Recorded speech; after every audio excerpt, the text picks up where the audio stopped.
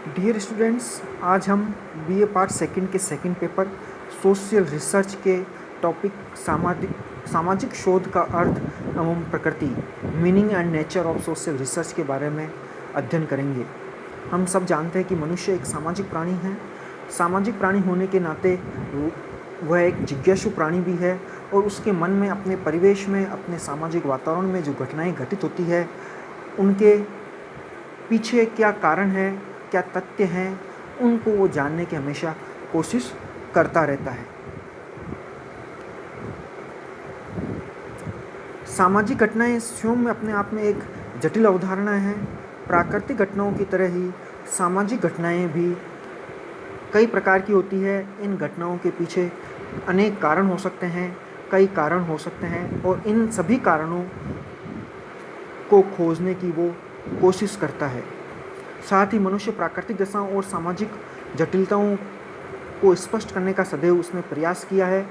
इन घटनाओं को, इन जटिलताओं को स्पष्ट करने के लिए वो वैज्ञानिक विधि को काम में लेता है, जिसके तहत वो कार्य कारण संबंध को ढूंढने का प्रयत्न करता है, कोशिश करता है।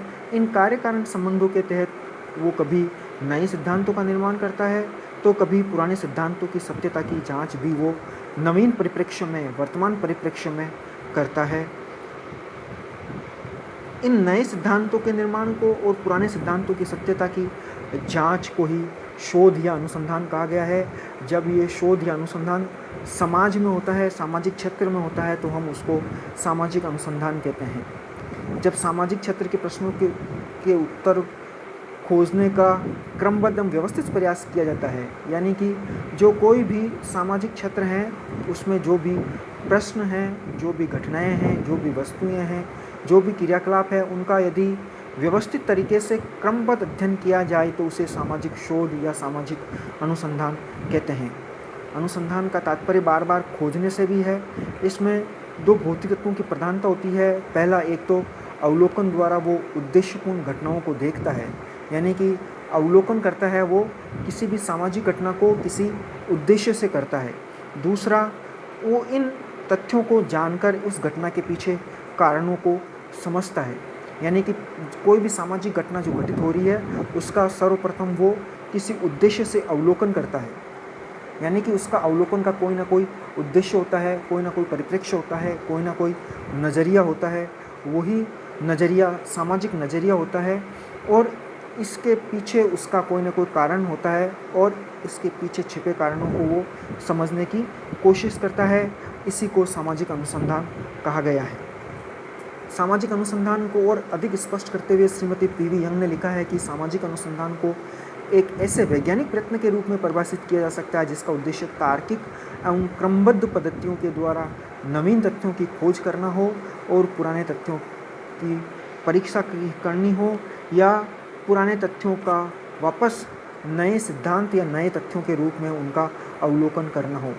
श्रीमती पीवी यंग यहाँ पर तीन मुख्य बातों पर जोर देते हैं। पहला है वैज्ञानिक प्रयत्न, यानी कि जो भी प्रयत्न होना चाहिए वो वैज्ञानिक प्रयत्न होना चाहिए। उसमें वस्तुनिष्ठता होनी चाहिए, ऑब्जेक्टिविटी होनी चाहिए, उसका उद्देश्य तार्किक होना चाहिए और साथ ही जो वो पद्धति काम में ले रहा है, जो वो प्रोसेस काम में ले रहा है, वो क्रमबद्ध होना चाहिए। C.A. मोजर भी कहते हैं कि सामाजिक प्रघटनाओं और समस्याओं के संबंध में नवीन ज्ञान प्राप्त करने के लिए की गई व्यवस्थागत खोज ही सामाजिक अनुसंधान है। यानी सामाजिक अनुसंधान सामाजिक घटनाओं के संबंध में नया ज्ञान प्राप्त करना है। जो सामाजिक घटनाएं घटित हो रही है उन घटनाओं के संबंध में नया ज्ञान प्राप्त करना ही सामाजिक अनुसंधान है।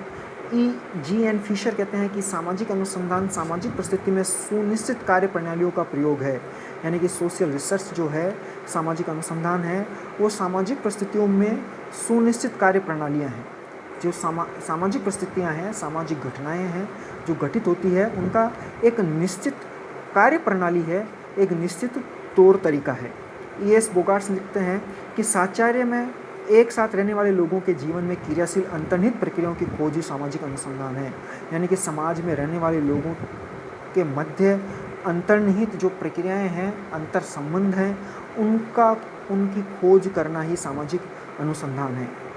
सामाजिक अनुसंधान की प्रकृति कि सामाजिक अनुसंधान का संबंध वैज्ञानिक विधियों के प्रयोग द्वारा सामाजिक घटनाओं के सूक्ष्म रूप से अध्ययन से है। यानी सामाजिक अनुसंधान की जो प्रकृति है, जो सामाजिक अनुसंधान है, उसका संबंध वैज्ञानिक विधि के द्वारा सामाजिक घटनाओं का सूक्ष्म अध्ययन है। यानी कि जो विधि प्रयोग में ली जाएगी वो वैज्ञानिक विधि होगी, और वैज्ञानिक विधि के तहत चूँकि सामाजिक घटनाओं का अध्ययन किया जा रहा है, सामाजिक अनुसंधान में सामाजिक घटनाओं का अध्ययन किया जाता है, सामाजिक प्रघटनाओं का अध्ययन किया जाता है, और ये अध्ययन जो है बहुत ही सूक्ष्म होता है। सामाजिक अनुसंधान में नए ज्ञान का सृजन होता है, सामाजिक अनुसंधान में संबंधों की खोज की जाती है, सामाजिक अनुसंधान में नए तथ्यों की खोज की जाती है, साथ ही पुराने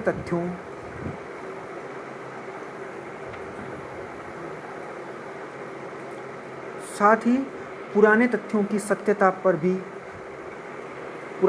सत्यापन का कार्य भी किया जा सकता है। सामाजिक अनुसंधान सामाजिक जीवन एवं घटनाओं पर नियंत्रण पाने का प्रयास किया जाता है।